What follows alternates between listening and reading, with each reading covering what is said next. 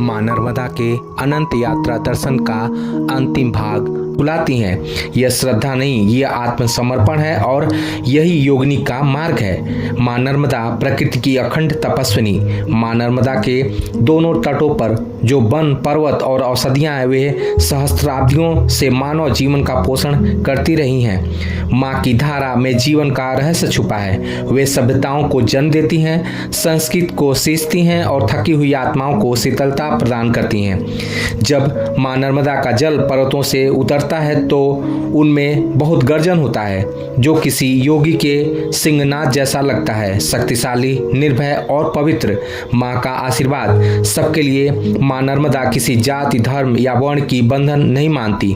उनकी धारा सबको समान रूप से पवित्र करती है। वे सार्वभौमिक माँ हैं जो पापी को भी पुत्र मानती हैं। इसलिए उनके तट पर जाने वाले लौटते नहीं, या लौटते भी हैं तो पहले जैसे नहीं रहते।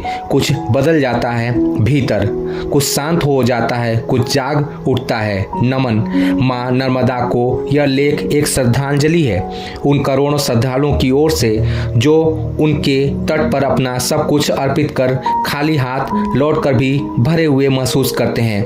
जय माँ नर्मदा, जय माँ भगवती। विनम्र संदेश।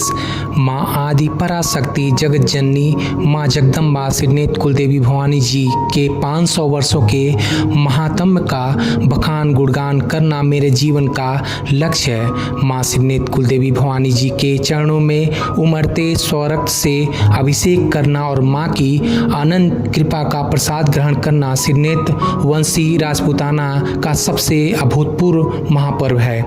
अगर इस महापर्व का आप साक्षी बनना चाहते हैं तो पधारे माँ श्रीनेत कुलदेवी भवानी जी के पावन धाम। शारदीय नवरात्रि नवमी तिथि प्रतिवर्ष। माँ श्रीनेत कुलदेवी भवानी जी प्राचीन दुर्गा मंदिर, बांसगांव, गोरखपुर, उत्तर प्रदेश, भारत। जगदम्बा श्रीनेत कुलदेवी भवानी जी का यह भक्त सभी सम्मानित राजपूताना माँ भक्तों का हृदय स्थल से स्वागत और अभिनंदन करता है।